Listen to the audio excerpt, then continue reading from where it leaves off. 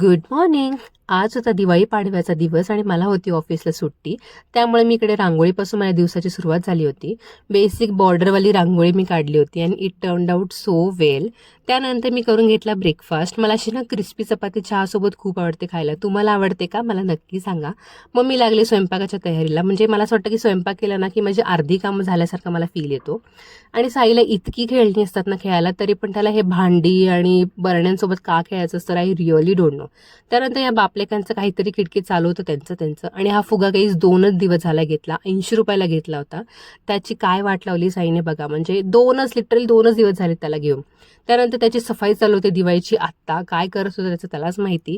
संध्याकाळी मी रेडी झाले, छानशी बेसिक अशी साडी घातली होती. आणि मला ना अशा कॉटनच्या सिंपल साड्याच आवडतात. नेसायला पण खूप सोप्या असतात आणि कॅरी करायला पण खूप इझी असतात. मग आईंनी औक्षण करून घेतलं, मी प्रफुलचं औक्षण केलं.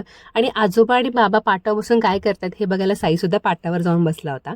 मग मस्तपैकी फोटोज काढले, हे तर मॅन्डेटरीच आहेत, ते सगळं करून घेतलं. मग साईसाठी फुलभाजी आणि थोडासा पाऊस आणला होता. वेल, वी आर नॉट फटाका लवर्स, पण साईला फक्त दाखवण्यासाठी आम्ही घेऊन आलो होतो थोडेसे. मग आम्ही पण 1-2 पाऊस उडवले, मस्तपैकी फोटोज काढले. आणि दिवाळी कधी आली आणि कधी संपली काहीच कळलं सुद्धा नाही. म्हणजे हे 3-4 दिवस इतके छान गेले ना. मग घरी आल्यानंतर मी चेंज करून घेतलं, मेकअप रिमूव्ह करून घेतला. मग आम्ही असंच खाली बाहेर गेलो होतो फिरायला. येता येता आम्हाला दिसली कच्ची दाबेली, मग ती घेऊन आलो. खूप दिवस झालं ते खाल्ली नाही म्हणून. घरी आईंनी मस्त बेसिक मसाले भात बनवला होता, तो खाऊन आम्ही असं संपवला आजचा दिवस. भेटूया पुढच्या ब्लॉगमध्ये. बाय.